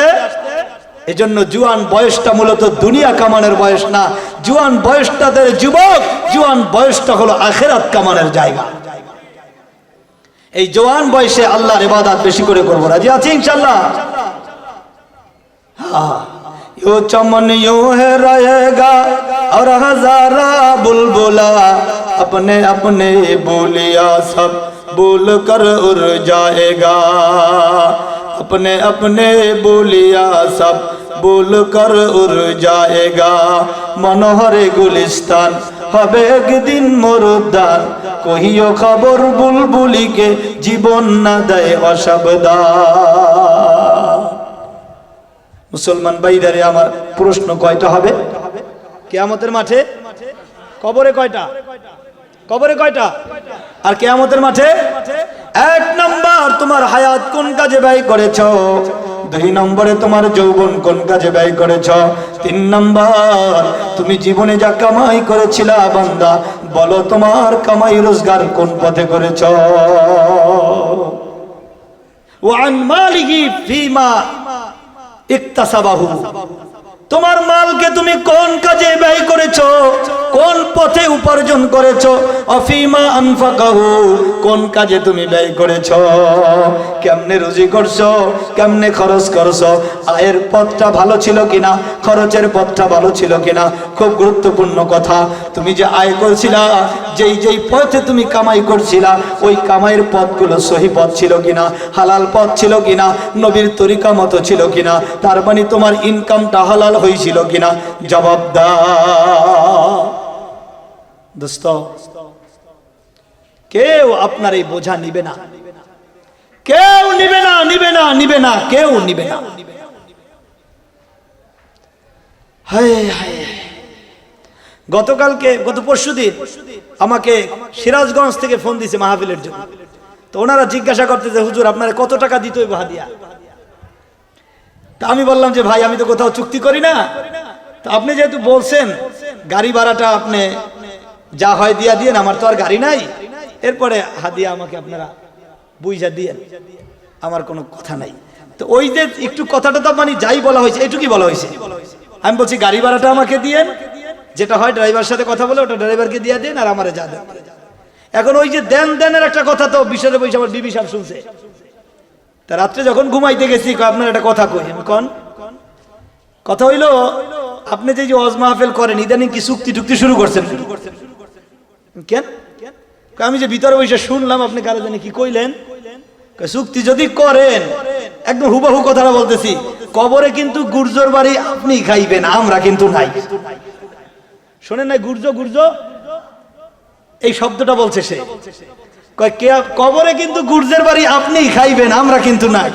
আমাকে যা আইনে দেবেন এই খামু, ভালো খাইলে ভালো খামু, নরমাল খাইলে নরমাল খামু, গুর্জের বাড়িতে কিন্তু নাই। কন্ট্রাক্ট যদি করেন তো গুর্জের পিটান কিন্তু আপনিই খাইবেন। আমি কত বক্তারা দি করে কয় হেরা করে করুক, আপনি কিন্তু কইরেন না। আমি কিন্তু আমি কন্ট্রাক্ট করি নাই, ওনারা জিজ্ঞাসা করছে আমি এভাবে বলছি। দেখেন দুনিয়াতেই পার পাইয়া যাইতে আছে, হে নাই আমার লাগে কথা বোঝেন নাই। কিয়ামতের মাঠে কি কইব, আমি কি ইলিশ মাছ খাইতে চাইছি অবরোধের মধ্যে? কথা কয় না। আমি কি হরিণের গোশত খাইতে চাইছি নাকি? আমার স্বামী এনে খাওয়াইছে, কোথায় দেখা খাওয়াইছে তা আমি জানি। কেউ কারো সঙ্গী হবে না। আপনি যদি অবৈধ পন্থায় রুজি করেন আমার ভাই, আপনার বিবি দায়ভার নিবে না, সন্তানে দায়ভার নিবে না, রাইখা গেলে ঠিকই ভাগ বটোয়ারা কইরা খাইবে। হ্যাঁ, রাইখা গেলে ঠিকই ভাগ কইরা খাইব, কিন্তু কিয়ামতের মাঠে দায় নিবে। দেখেন না এই যে পুলিশেরা এখন কয় আমরা কিছু করি নাই, আমরা যে গুলি করছি আমরা করি নাই, আমাকে উপরে দিয়ে নির্দেশ দিচ্ছে। দেখছেন নিজেরা বাচ্চা যায় কেমন। এই রকমের কিয়ামতের মাঠে সবাই বাইচা যাবে, ধরা দিবে আপনারে আর আমারে, ঠিক কিনা আমার ভাইরা? কাজেই আপনার আমার রুজি যেটা হবে সেটা জানি হালাল হয়। কি হয় ভাই বলেন? কাজে হালাল রুজি করবেন তো ইনশাআল্লাহ? করবেন ইনশাআল্লাহ? নাকি হারাম কামাই করে স্ত্রীকে বড় বড় শাড়ি দিবেন? দরকার নাই আপনার ওই জামদামি শাড়ির, 500 টাকা দামের শাড়ি দেন। বিবিরে বুঝান, বিবিরে আমি তো গরিব মানুষ, আমি হারাম পন্থায় উপার্জন করি না, হালাল ভাবে তোমাকে আমি চালাইতে চাই, তুমি হালাল ভাবে চলতে রাজি হয়ে যাও। মুসলমান ভাইরা আমার, আমি চিন্তা ভাবনা করে দেখেছি মোটামুটি ভাবে হালাল পদ্ধতিতে জীবন যাপন করতে টেবিলের নিচের ইনকাম লাগে না। টেবিলের নিচের ইনকাম লাগে যদি কুমিল্লা শহরে বাড়ি করতে চায়, টেবিলের নিচের ইনকাম লাগে যদি মোটা মোটা কাপড় পরতে চায়, কি বলে চিকন কাপড় পরে রেশমি কাপড় পরে ভালো খাইতে চায়, কিন্তু মোটামুটি আল্লাহ পাক যা খাওয়ায় তাই খাবো, এই ইয়াকিন যদি থাকে ওই লোকটার হারাম কামাই করা মনে হয় আর লাগে না। ঠিক কিনা গণ? এজন্য আমরা সবাই হালাল খাবো, রাজি আছি ইনশাআল্লাহ? যদি আপনি না খান, কিয়ামতের ময়দানের প্রশ্ন, তিরমিজির হাদিস শোনাচ্ছি, ওয়ান মালিহি মিন আইনা ইকতাসাবাহু, মাল সম্পর্কে জিজ্ঞাসা করা হবে কোন পথে মাল উপার্জন করেছ, আর কি করা হবে অফিমা আনফাকাহু, কোথায় তুমি খরচ করেছো। কামাইছো হালাল পথে, খরচ করছো টিভি কিন্না, খরচ করছো গান বাজনায় টাকা দিয়া, খরচ করছো অন্যায় পথে টাকা দিয়া, মোবাইলে এমবি বইরা রাতের পর রাত বেগানা নারীর সাথে মোবাইলে কথা বইলা পয়সা খরচ করেছো। আল্লাহ পাকের কসম, উলামায়ে কেরামকে সাক্ষী রেখে বলছি যুবক, প্রত্যেকটা টাকার হিসাব আল্লাহর আদালতে দিতে হবে। স্ত্রীর সাথে কথা বলার সময় পায় না, কপাল পড়া। স্ত্রী জিজ্ঞাসা করলে কয় খুব ব্যস্ত ছিলাম। স্ত্রীর সাথে কথা বললে তো নেক হয়, পরনারীর সাথে কথা বললে তো পাপ হয়। এই পাপের পিছনে যত এমবি আর পয়সা আর মিনিট খরচ করতেছ, মনে করতেছ ব্যাপার না, প্রত্যেকটা টাকার হিসাব হবে। মুসলমান ভাইরারে আমার, যুবক তুমি আগে ঠিক হও। তুমি মোবাইলে অন্যদের সাথে কথা বলা বন্ধ করে দাও, তোমার বিবিকে আল্লাহ ঠিক করে দেবে ইনশাআল্লাহ। তোমার তাকওয়ার কারণে, তোমার পরহেজগারির কারণে, তোমার দোয়ার কারণে তোমার স্ত্রীকেও তোমার মনোভূত বানায়া দিবেন। তুমি 5 জন মেয়ের সাথে কথা বলো আর স্ত্রী চাওরাবে অবশ্যই হবে? কোনোদিন হবে না, ঠিক না? কোনোদিন হবে না, হতে পারে না। এজন্য আসুন আমরা কামাইয়ের মধ্যে হালাল পথ, আর একটা হলো খরচের মধ্যেও সহি তরিকায় খরচ করতে হবে। যার তার পিছনে খরচ করা যাবে না। প্রেমিকারে 3 পিস কিনা দিবেন, এটা চলবে না। স্ত্রীকে দেন, নেক হবে, ঠিক না? মাকে দেন, বাবাকে দেন, মসজিদে দেন, মাদ্রাসায় দেন, দিনের মধ্যে দেন। মসজিদ মাদ্রাসা চাইলে হুজুর কোনো কাম নাই, খালি চায়, খালি চায়, খালি চায়। আমরা চাইয়া আপনাদেরকে বাঁচাই, আমরা চাইয়া আপনাদেরকে বাঁচাই। আচ্ছা বলেন তো, আপনার কারেন্ট বিল, আমি বাড়িতে কারেন্ট বিল দিতে যাচ্ছি ব্যাংকে, আমি যদি বলি কাকা কারেন্ট বিলের কাগজ আছে নাকি, আমি যাচ্ছি কারেন্ট বিলটা দিতে, আপনারটা দেবেন নাকি? আপনার কারেন্ট বিলটা চাইয়া যদি আমি নিয়ে যাই, এটা কি আমি আপনার উপকার করলাম না ক্ষতি করলাম? বলেন। মানে আপনার কারেন্ট বিলটা নিয়ে আমি আপনার নামে জমা দিয়ে দিলাম, আমি যেই চাইয়া আপনার থেকে কারেন্ট বিলের টাকাটা নিয়ে গেলাম, এটা কি আপনার উপকার করলাম কিনা? যদি ওইটা উপকার হয়, তাহলে আল্লাহর পথে খরচ করা এটা আপনার উপরে ফরজ। আপনি শয়তানের ধোঁকায় পড়ে খরচ করতে পারছেন না। আমরা উলামায়ে কেরাম আপনার টাকা নিয়ে হাফেজে কোরআন তৈরি করছি, এই কোরআন পড়নে ওয়ালা বানাইতেছি, আল্লাহ ওয়ালা বানাইতেছি, দিনদার বানাইতেছি। আগামী দিনে আপনার মসজিদের ইমাম সাহেব তৈরি করতেছি, আগামী দিনে আপনার মাদ্রাসার ওস্তাদ তৈরি করতেছি, আগামী দিনে আপনার নাতির বিয়া পড়েন না হুজুর তৈরি করতেছি। এক ধরনের নাস্তিক মুরতাদরা আমাদেরকে প্রশ্ন করে, আপনারা জনগণকে কি দেন? আপনারা জনগণকে, এই জাতিকে আপনারা কি দেন কওমি মাদ্রাসা থেকে? ওটা ভিন্ন আলোচনা। কওমি মাদ্রাসা থেকে আমরা বাংলাদেশ কি পাই? কওমি মাদ্রাসা থেকে বাংলাদেশ তোদের মতো চোর পয়দা করে না। কথা বলেন ঠিক কিনা? তোদের মতো চোর পয়দা করে না। ভার্সিটিতে পিটাইয়া মানুষ হত্যাকারী পয়দা করে না। কওমি মাদ্রাসা তাহাজ্জুদ গুজার তৈরি করে, কওমি মাদ্রাসা কোরআনের হাফেজ তৈরি করে, কওমি মাদ্রাসা বাংলাদেশের লাখ লাখ মসজিদের ইমাম তৈরি করে, কওমি মাদ্রাসা লক্ষ লক্ষ মানুষের বিবাহ পড়ানো হুজুর তৈরি করে, কওমি মাদ্রাসা বাংলাদেশের শত আদর্শবান মানুষ গড়ার কারিগর, কওমি মাদ্রাসা আদর্শবান টিচার তৈরি করে, উম্মার কোটি কোটি মানুষের হেদায়েতের বন্দোবস্ত করে। কওমি মাদ্রাসা কি করে টের পাও না? কওমি মাদ্রাসা কি করে তুমি টের পাও না? কওমি মাদ্রাসা ইসলামের পাহারাদারি করে, ঠিক না? আপনি যদি বলেন বর্ডার গার্ড বাংলাদেশ, বিজিবি কি করে দেখি না তো কিছু, কি করে আপনি বুঝেন না? সারাটা রাত ওখানে পাহারা দেয়, বিদেশি কোনো শত্রু জানি বাংলাদেশে আক্রমণ করতে না পারে, উনি পাহারা দেয় বিধায়ী আপনি নিরাপদে ঘুমান, ঠিক না? হ্যাঁ, আপনার বড় দারোয়ান কি করে যদি প্রশ্ন করেন দারোয়ান কি করে? দারোয়ান সারা রাত পাহারা দেয় বিধায় আপনি আরামে ঘুমান। সারা মুসলমান কওমি মাদ্রাসা কি করে? ইসলামের শত্রু নাস্তিক, মুরতাদ, বেঈমান, বেদাতি, নাফরমান, ইহুদি, খ্রিস্টান, বেদিন সব যখন একজোট হয়ে ইসলামের মধ্যে ইসলামের ঘরে ডাকাতি করতে চায়, কওমি মাদ্রাসা ওই ইসলামের ঘরটাকে পাহারা দেয়। কওমি মাদ্রাসার উলামায়ে কেরাম ইসলামের মধ্যে কেউ যাতে অন্যায় করতে না পারে সেটা পাহারা দেয়, ঠিক কিনা? ইসলামের নামে পাহারাদারি করি আমরা। ইসলামের মধ্যে কেউ যদি অশান্তি করে, সে হোক না কেন মাওলানা নামদারি, হোক না কেন আমির নামদারি, হোক না কেন যত বড় উলামায়ে কেরাম, তার বুদ্ধি অবস্থান নেয়, ঠিক কিনা? কোন প্রিয় ভাই সাহেব, আমরা শুধু নাস্তিক মুরতাদ ইসলামের বিরুদ্ধে বললেই আমরা পদক্ষেপ নেই না। এই মাওলানা সাদ সাহেবের বিরুদ্ধে উলামায়ে কেরাম পদক্ষেপ নিয়ে প্রমাণ করে দিয়েছে উলামায়ে কেরাম শুধু দাড়ি কামানেরা ইসলামের বিরুদ্ধে করলে তাদের বিরুদ্ধে বলে না, আলেম নামদারি কেউ যদি ইসলামের বিরুদ্ধে ফতোয়া দেয় সেখানেও উলামায়ে কেরাম বাধা সৃষ্টি করে, ঠিক না? কোন আমরা কোনো দলের না, আমরা কোনো ব্যক্তির না, আমরা কোনো জনগোষ্ঠীর না, আমরা ইসলামের পাহারাদার। আর এই পাহারাদার তৈরি হয় এই সমস্ত মাদ্রাসা থেকে, আর এটা তৈরি হয় আপনাদের দানের দ্বারা সম্ভব। আপনারা দান করেন, সেই টাকা পয়সা নিয়ে আমরা ইসলামের বর্ডার গার্ড তৈরি করি। ইসলামের বর্ডার আছে না নাই? এই যে আহলে হাদিস নামদারি ওই ইসলামের বর্ডার ক্রস কইরা ভিতরে ঢুইকা উল্টা পাল্টা শিখ করতে চায়। এই যে মাজার পূজারি ইসলামের বর্ডার ক্রস করে ইসলামের মধ্যে নতুন বেদাত জারি করতে চায়। এই যে নব্য নাস্তিকেরা ইসলামের মধ্যে বেদাত ঢুকাইতে চায়। নব্য এমপি মন্ত্রীরা ইসলামের মধ্যে নাস্তিকবাদী শিক্ষা, তারপরে আপনার ওই যে লাওয়াতাতের শিক্ষা, সমকামিতার শিক্ষা, শরীফার শিক্ষা দিয়ে ইসলামী বইগুলোকে নাস্তিকবাদী বইয়ের মধ্যে ঢুকাইতে চায়। ইসলামের পাহারাদারেরা শাপলা চত্বরে হুঙ্কার দিয়েছে, তারা সরোয়ার্দী উদ্যানে হুঙ্কার দিয়েছে, বাইতুল মুকাররমে হুঙ্কার দিয়ে সেই বই আমরা বন্ধ করতে সক্ষম হয়েছি। তোমাদের খবরও নাই। আমরা কি করি বোঝেন না? আপনাদের টাকা দিয়ে আলেম তৈরি করি, আলেমরা ইসলামের ঘরে পাহারাদারি করে। কোন ব্যক্তি যদি ইসলামের উপরে আঘাত করতে চায়, ইসলামের মধ্যে কিছু ঢুকাইতে চায়, আপনাদের পক্ষ থেকে আপনাদের জিম্মাদার হয়ে আমরা উলামায়ে কেরাম তাদের বুদ্ধে জীবন দিতে রাস্তায় নেমে যাই। সুতরাং আলেম দরকার আছে না নাই? জোরে বলেন, দরকার আছে না নাই? আলেম দরকার আছে। এই আলেম তৈরি হয় মাদ্রাসায়, আর মাদ্রাসা চলে আপনাদের অনুদানে। সুতরাং এই সকল মাদ্রাসায় দান করা দরকার আছে না নাই? আমি তো গত বছর আমার বাড়ির মাদ্রাসা আছে বরিশালে, বাড়ির মাদ্রাসায় মাহফিল আমি বয়ান টয়ান করি না তেমন একটা। এলাকাবাসীর খুব আবদার, বাবা আপনি সব জায়গায় বয়ান করেন, বাড়ি বয়ান করেন না, তা আপনি এবারে কিছু কথা বলবেন। তো আমি আধা ঘন্টা কথা বলেছি। ওই সময় আমি বলছি ওয়াজ তো করতে পারবো না, আপনাদেরকে আমি একটা আলটিমেটাম দেই। আমার এলাকাবাসীরা বলছি, চেয়ারম্যান সাহেব ছিল, মেম্বার টেম্বার সবাই ছিল, আমি একটা আলটিমেটাম দেই। সবাই তো আশ্চর্য হয়ে গেছে, কি আলটিমেটাম?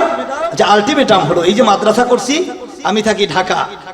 আজকের কথা শুনবেন, আমার এক মুসল্লি ওই দানার দোকান দেয়, যে কি দানা বলে ওটাকে, যে আপনার লাল শাক, পুঁই শাক, এই যেটা আছে না, এই দানা বেচে।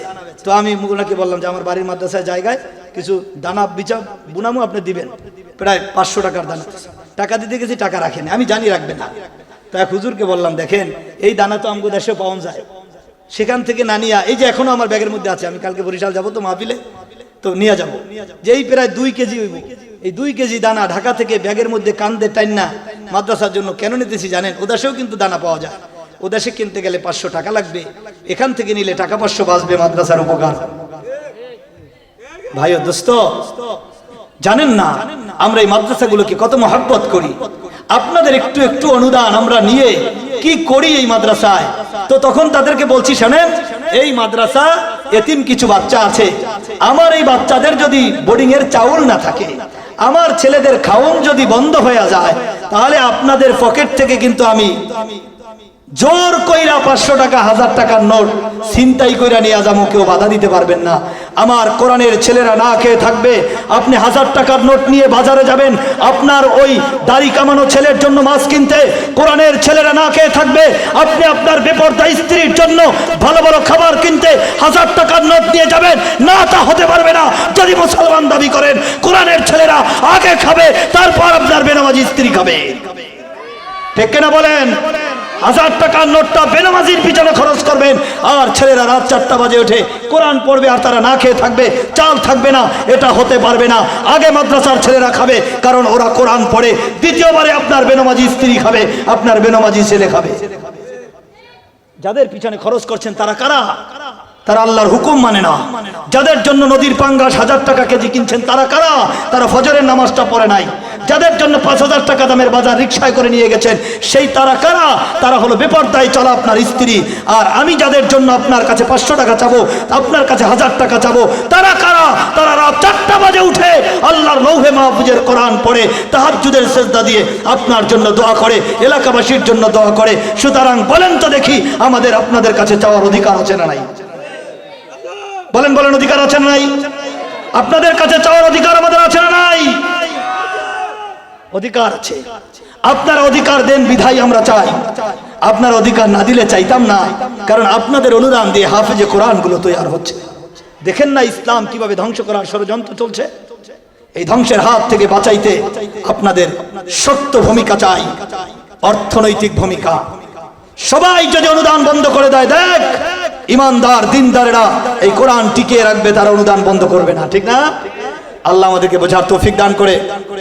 উপমহাদেশে ৮৬,০০০ মাদ্রাসা বন্ধ করে দিয়েছিল ইংরেজরা। ৮৬,০০০ মাদ্রাসা বন্ধ করে দিছে। কত হাজার? এই পূর্ব বাংলা থেকে, এই পূর্ব বাংলা, শুধু এই পূর্ব বাংলা, পশ্চিম বাংলা না, এই পূর্ব বাংলা থেকে ৮৬,০০০ মাদ্রাসা বন্ধ করছে। আল্লাহ পাকের কোরআন জ্বালায়া দিছে। ১৪০০ উলামায়ে কেরামকে একদিনে ফাঁসির কাস্টে ঝুলাইছে। চালাকি করেন মিয়া? বলেন আলেমরা কি করেছে? আলেমরা না হলে দেশ থেকে ইংরেজ যেত না, আলেমরা না হলে দেশের স্বাধীনতা হতো না। ঠিক কিনা বলেন? আলেমদের ভূমিকা নাই, আমরা জীবন দেই আল্লাহর জন্য। ঠিক কিনা? তুমি ভয় পাও মিয়া, আমরা ভয় পাই না। মুসলমান ভাইরারে আমার, এত কিছু করার পরেও ইসলাম ধ্বংস করতে ১৪,০০০ মাদ্রাসা বন্ধ করেও ইসলামে মাদ্রাসা বন্ধ করতে পারে না। আবার এই পূর্ব বাংলায় হাজার হাজার মাদ্রাসা করে উঠছে। এলাকার মেয়ে লোকেরা বলছে আমরা মুষ্টি চাল দেব। সরকারের সমস্ত সম্পত্তি বাজেয়াপ্ত করে দিয়েছে মাদ্রাসা। মাদ্রাসাগুলো চলবে কি দিয়ে? মুসলমানের ঘর থেকে মুষ্টি চাল দিয়ে। মুসলমানের মায়েরা খাদ্য রাঁধতে গেলে, ভাত রাঁধতে গেলে 1 মুঠো চাল সেখান থেকে তুলে রাখছে 1 মাস, এরকমের তুলে রাখা স্বামীকে বলছে যাও ওই মাদ্রাসার তালিবুল ইলমদেরকে দিয়ে আসো। ইংরেজরা মাদ্রাসা বন্ধ করে রাষ্ট্রীয় সম্পদ বন্ধ করে দিয়েছে। আমরা আমাদের খাবারের চাল থেকে অল্প অল্প করে এতিমদের জন্য রেখেছি। এভাবে করে বাংলাদেশের মুসলিম নারীরা ঘরের থেকে চাল দিয়ে, মুষ্টি দিয়ে, শ্রম দিয়ে, দোয়া দিয়ে, রোজা রেখে এই মাদ্রাসাগুলো আবার পুনরায় প্রতিষ্ঠা করেছে। ত্যাগ আর কোরবানির নাম হলো কওমি মাদ্রাসা। মুহতারাম হাজিরিন, জানি না আপনারা কথাগুলো কোন ভাবে নিচ্ছেন। সাধারণত মানুষ তো কালেকশন করতে গেলে একটু নরম নরম ভাষায়, খয়রাত চাইতে তো গরম হয় না, কি খয়রাত একটু নরম ভাষায় করলে দিল নরম হয়, খয়রাতিরে ভালো একটু দেয়। ঠিক কি না? আমি একটু ভিন্ন খয়রাতি, খয়রাত নিতে আসি নাই, অধিকার নিতে এসেছি। বলেন বলেন, খয়রাত নিতে এসেছি না অধিকার নিতে এসেছি? জোরে বলেন না কেন? আমরা কোরআন পড়বো, আমাদের খরচ আপনারা চালাবেন, এটা আমাদের অধিকার। আমরা আপনাদের জন্য রাতে উঠে দোয়া করি, দিবেন না কেন? আমরা আল্লাহর কোরআন পড়ি, দিবেন না কেন? আমরা আপনাদের জন্য দোয়া করি, দিবেন না কেন? আপনার বাবা মার জন্য দোয়া করি, আমরা আপনাদেরকে কল্যাণের পথে ডাকি, আমরা আপনাদেরকে ভালো উপদেশ দেই, আমরা আপনার সন্তানদেরকে দিন শিখাই, আমাদেরকে দিবেন না? দিবেন কোথায়? কাজেই অনেকে অনেক জায়গায় কালেকশনকে শরম মনে করে। আমি ব্যক্তিগতভাবে মনে করি না। আমি মনে করি আমি পারি না, 10 জনের থেকে উঠাইয়া যদি একটা ছেলে হাফেজ বানাইতে পারি, আল্লাহর শুকর, এটাই হবে, এটাই হবে আমাদের উপকার। জানেন না আপনারা, গত পরশুদিন আমার মাহফিল ছিল শরিয়াতপুর, আমার মসজিদে খাদেম রাখবো, তো ওই আলেম সাহেবকে বললে উনি বলল হুজুর আমার একটা ছেলে আছে। কি আছে? হাফেজে কোরআন, বিভাগের মধ্যে শ্রেষ্ঠ পুরস্কার পাইছে। অর্থের অভাবে পড়াইতে পারতেছি না, এখন একটা মসজিদে টসজিদে কোনো জায়গায় খেদমতি দিয়ে আসবো। আমার চোখে পানি এসে গেল। বিভাগীয় পর্যায়ে উত্তীর্ণ হওয়া একটা ছেলে হাফেজে কোরআন অর্থের অভাবে পড়তে পারে না, আর মুসলমানের অর্থ দিয়া গান বাজনা হয়, মুসলমানের অর্থ দিয়া ডেকসেট বাজানো হয়, মুসলমানের অর্থ দিয়া বিয়া বাড়ির গেট হয়, মুসলমানের অর্থ দিয়া ডেকসেটে গান হয়, মুসলমানের অর্থ দিয়া জারবাতিতে বাতি চলে, মুসলমানের অর্থ দিয়ে বাউল গান গায়, মুসলমানের অর্থ দিয়ে মাজার পূজারি মাজার করে। আর মুসলমানের টাকা থাকতে হাফেজে কোরআনরা অর্থের অভাবে পড়তে পারবে না। এটা হতে পারে না, এটা হতে দেওয়া যায় না। আমাদের যতদিন পকেটে পয়সা আছে কোরআন ততদিন জিন্দা থাকবে, ঠিক কিনা কন? পারবেন পারবেন এই সংকল্প করতে পারবেন? আমরা যতদিন বেঁচে আছি এই মাদ্রাসা থাকবে ইনশাআল্লাহ। এই কারা কারা নিয়ত করতে পারেন? হাত তোলেন। নারে তাকবীর, নারে তাকবীর। আমি কিছুদিন আগে ট্রেনিং দিয়েছিলাম ঢাকাতে এক জায়গায় 3 দিনে। ট্রেনিং একজন হুজুর আসছে, উনি কয় হুজুর আমার এই যে মাদ্রাসা কয় মাদ্রাসা কালেকশন করে চালায় এটি আমার একেবারে অপছন্দ লাগে। এটি বলার পরে আমার খুব কষ্ট লাগছে। আমি বললাম কেন অপছন্দ লাগে? বলে মানুষ টিটকারি করে, মানুষ আমাদেরকে ছোট মনে করে, যে খয়রাত উড়াইয়া মাদ্রাসা চালায়। আমি ওনাকে বললাম ভাই কোন মাদ্রাসায় পড়ছেন? মাদ্রাসার নাম বলছে, বলবো না আপনাদেরকে। আমি বললাম কয় টাকা দিয়েছেন মাদ্রাসায় খাওয়ানোর টাকা? আবার গর্ব করে বলতেছে কয় 7-8 বছর পড়ছি হুজুর, মোটেও দেই নাই টাকা, সব ফ্রি। সব কি? আমি হাতটা চাপা ধরলাম, এই মৌলবী 8 বছর পড়ছো মাদ্রাসায় টাকা দাও নাই, 8 বছর খাইছো একটা পয়সা দাও নাই, ওই মহতামি মানুষের কাছ থেকে টাকা চাইয়া চাইয়া আইনা মাদ্রাসায় আলেমরা আইসা গলা ফাটাইয়া কালেকশন কইরা তোমার ওই মাদ্রাসার জন্য দিছে, আর তুমি গরিব মানুষ ওই মাদ্রাসাটা খাইয়া পড়ছো। এখন মানুষেরটা খাইয়া পইরা এখন তুমি ফতুয়া দাও, কালেকশন তোমার ভালো লাগে না? হ্যাঁ, এখন তোমার কালেকশন ভালো লাগে না? তা তুমি তো কালেকশন খাইয়া পড়ছো। কথা বোঝেন নাই মনে হয়? অ্যালার্জি অনেক আলেমদের মধ্যেও আছে, কালেকশন করতে শরম পায়। আমি কালেকশন করতে শরম, কিসের কালেকশন? কিসের কালেকশন? ইসলামের জন্য মুসলমানের কাছে যাচ্ছি, কোরআনের জন্য দিনদারের কাছে যাচ্ছি, ইসলাম মানার জন্য কোরআন শেখানোর জন্য আমার একজন নামাজি ভাইয়ের কাছে সাহায্য চাচ্ছি। কিসের লজ্জা? আমি তো এটাকে লজ্জা মনে করি না। বাবা সন্তান বাবার কাছে টাকা চাইলে লজ্জা? সন্তান যদি আব্বু আমার জন্য একটা খাতা আনলো, এটা লজ্জা? সন্তান যদি বাবাকে বলে বাবা আমার জন্য এই মজা আইনো, লজ্জা? স্ত্রী যদি স্বামীকে বলে ঘরের ভিতরে চাউল লাগবে, এটা লজ্জা? তাহলে আমরা আলেমরা যদি আপনাদেরকে বলি ও প্রিয় মুসলমান ভাইয়েরা কোরআন শিক্ষার কাজের জন্য অল্প কিছু পয়সা লাগবে, এটা কি লজ্জা? বুঝেন নাই মনে হয়? আমি আমার মুসলমান ভাইকে বলছি, মুসলমান ভাই কোরআন জিন্দা করার জন্য কিছু পয়সা লাগবে, সবাই মিলে কিছু কিছু দাও। এটা কি শরমের কথা? আমি তো মনে করি এটা গর্বের কথা, যে আমি কোরআনের জন্য আমার মুসলমান ভাইকে চাচ্ছি, কোনো অমুসলিমের কাছে তো চাচ্ছি না। আশা করি আপনারা কথাটা বুঝেছেন। আল্লাহ আপনাদেরকে বোঝার তৌফিক দান করে।